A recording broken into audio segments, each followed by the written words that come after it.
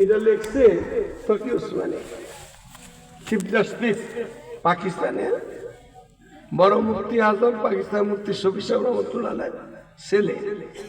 তার নাম কি? তকি ওসমানী।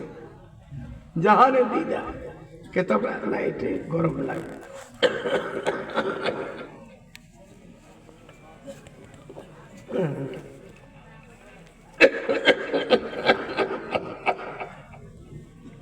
নাম কি কিতাবের? জাহানে দিদা। মাওয়ায়েজে হাকিমুল ইসলাম কারি তৈয়ব সর রহমতুল্লাহ আলাইহ, ওনার মাওয়াজের মধ্যে আসি বেটা।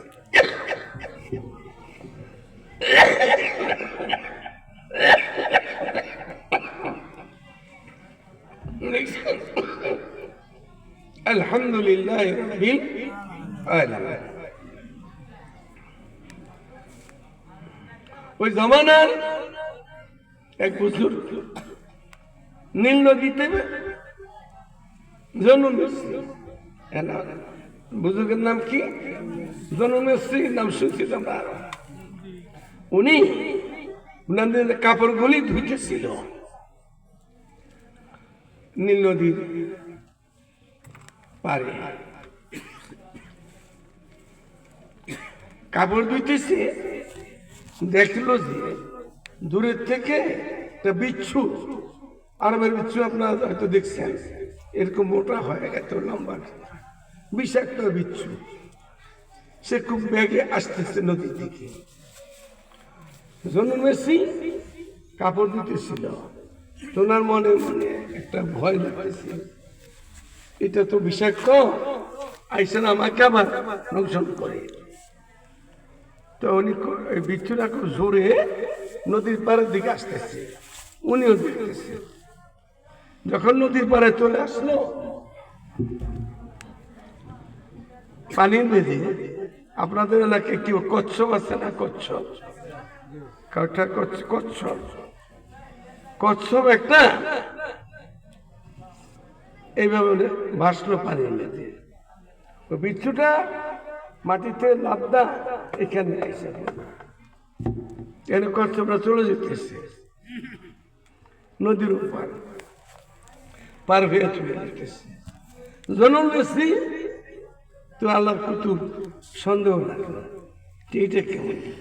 আমার ভয় লাগছিল, আমাকে কোনো অসুবিধা করে কামড়টা দেখি না, তা আমাকে না দিয়া তার জন্য একটা কচ্ছপ জীবন তো পানি তলতে উঠলো, আর তো কচ্ছপের উপরে তো শক্ত, খুব শক্ত, তো এটার উপর দিয়ে সে পার হয়ে চলে যেতেছে।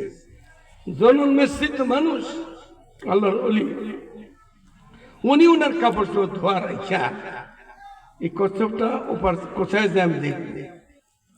আবার কচ্ছপে কাজ করলো কি, বিষাক্ত শত্রু, সাপও শত্রু আর বিচ্ছু তো শত্রু, তো এটাকে পার করে দিতেছি। তো ওপার নিয়ে গেল কচ্ছপটা, আস্তে জন্মেছি নিজে নিজে পার হয়ে গেল।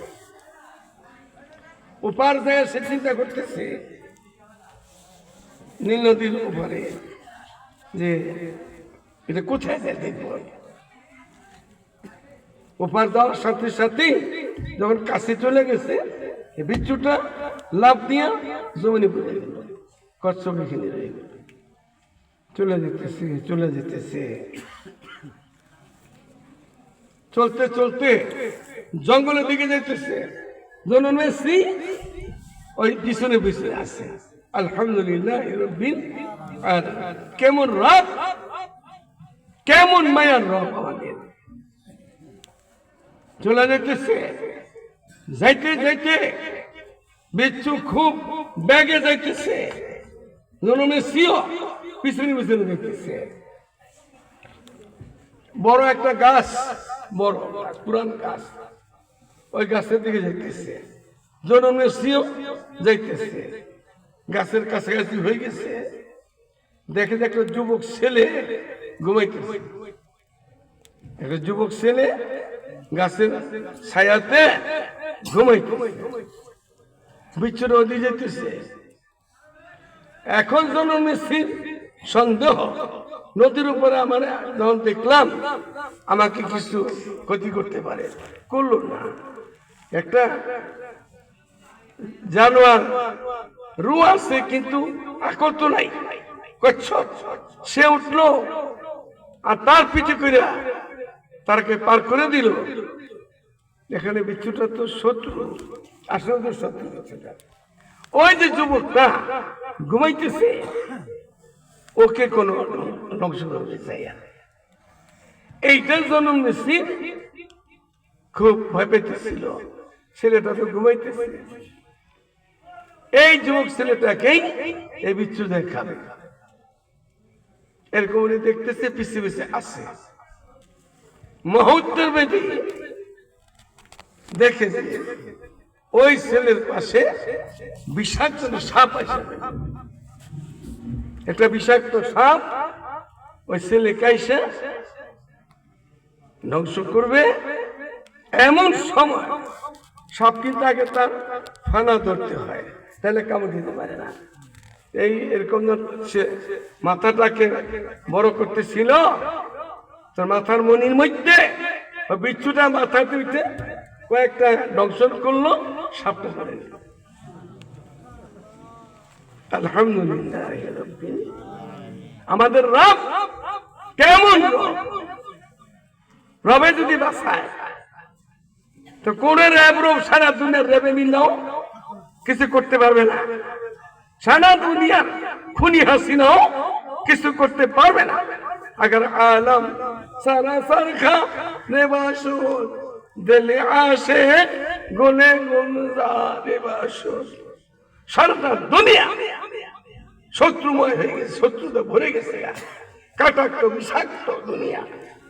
সেই সময়ও যদি আল্লাহর কোন বান্দাবান্দি দিল মান আল্লাহর দিকে থাকে, তার জন্য এই শত্রুময় দুনিয়া, বিষাক্ত দুনিয়া, কাটাক্ত দুনিয়া ফুলের বাগান হয়ে যাবে। নদীর উপরে খাবার দিতেছিল, এই তামসাগুলি দেখলো, কচ্ছপে পার করে দিল। এখন এই যুবকটা ছিল ঘুমে।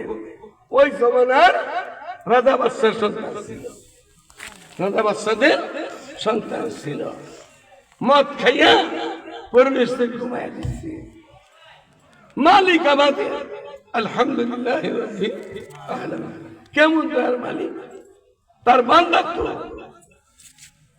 এই যে হিন্দু ভদ্রলোকেরা, এই খ্রিস্টানরা, বৌদ্ধরা, ইহুদিরা কার বান্দা? আল্লাহরই বান্দা। হুকুম তারা মানে না, কিন্তু মালিক তাদেরকে সাথ দেয় না, সাথ দিচ্ছে। তাদের খাওয়াইতেছে, পালতেছে, লালতেছে। হাজি ইব্রাহিম আলাইহিস সালাম মেহমান সারা খানা খেতেন না। হাজি ইব্রাহিম সালাম মেহমান সারা খানা খেতেন না। একদিন মেহমান নাই, দুপুরের টাইমে খুঁজতেছে, মেহমান পায় না, মেহমান পায় না, মেহমান সারা খানা খায় না। একবার পাইছে, আসছে, ঈদ হয়ে গেছে। তো খুব গুসা করছে, মেহমান খুঁজতেছিলাম, একটা মুসলমান আসলো না, বিদর্ভী আসলো, খাবার দেয় না। সাথে সাথে নবী তো উপর মালিকের থেকে তার ধমকে এসে গেছে, এই লোকটা বুড়ো হয়েছে, আমি একদিনও খাবার বন্ধ করি নাই, আমি একদিনও খাবার বন্ধ করি নাই, আর তুমি একটা টাইম পারলা না। ধমকে দিচ্ছে আল্লাহ তাআলা একটা অমুসলিমের জন্য, টাকা বাটাই কাছে খাওয়াই দিচ্ছে। মালিক কেমন মেহেরবান। কোথা থেকে গেল বিচ্ছুটা? এপার থেকে গেল নদী, আর ওখানে গেল বিষাক্ত সাপ বাচ্চার সামনে আসতেছে, যুবকের সামনে। বাচ্চার সাপের মাথায় কয়েকটা কামড় দিয়ে দিল, সাপটা নিস্তেজ পড়ে গেল। বিচ্ছুরা আবার চলে আসতেছে। জন্মেছি ওই যুবককে বলতেছে, এ জওয়ান তুই এখনো ঘুমে? এ জওয়ান, এইটা একটা শের আছে সুন্দর, বাবার তৈল, তুই এখনো ঘুমে? তোকে খাবার জন্য বিষাক্ত সাপ আসছে, আর তুই ঘুমের মধ্যে আসছিস। আর তোকে বাঁচানোর জন্য আল্লাহ তাআলা নীল নদীর উপর থেকে সাপ ও শত্রু, বিচ্ছু ও শত্রু, শত্রু দিয়ে শত্রু খতম করলো। খাঁটি মুসলমান বাংলার জমিনে যারা থাকবে আল্লাহ এরকম হেফাজত করবে, জিব্বার বদল করবে। সাপ ও শত্রু, বড় শত্রু, বড় শত্রু মানলো কি দিয়া? ছোট শত্রু দিয়া। খাঁটি মুসলমান হইলে আল্লাহ তাআলা এই পৃথিবীতে তাকে এরকম কিয়ামত তাকে হেফাজত করবে। জনমেসি চলে আসতো নদীর পারে, কাপড় চোপড় ধুয়ে গেছে, তোমার কাপড় চোপড়, বিচ্ছুটাও তো আসতেছে, উনি পিছিয়ে পিছিয়ে আসতেছে।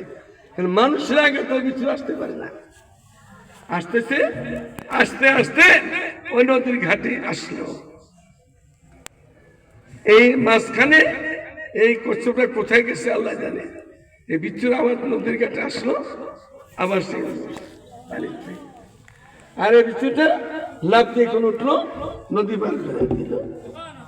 রব্বুল আলামিন, রব আমাদের রব কেমন মেহনত করে আমাদেরকে, কেমন মেহনত করে আমাদেরকে পারতেছেন তিনি। সে রবকে আমরা ভুলে গেছি। हम तुझे भूले लेकिन तू ना हमको भूल जा।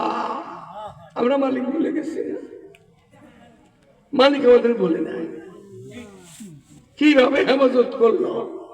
সূরা ফাতিহার শুরুতেই এই ঘটনাটা কাইতেশ্বর রহমাতুল্লাহ মুতাওয়াদ্দিউল দেওয়ান তিনিও তার নামাজে লিখছেন, এবং জাহানে দিদা এটা ভিতরে লেখা আছে, আর উপরে লেখা আছে আমাদের মালিক এরকম মেহরবান, এরকম দয়াবান, এরকম রহম করম ফজল করেন।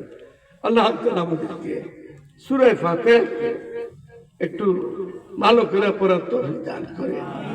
আমরা তো নামাজে তো পড়ি, গলত করলে তো নামাজ হবে না, সহি শুদ্ধ পড়তে পারি না।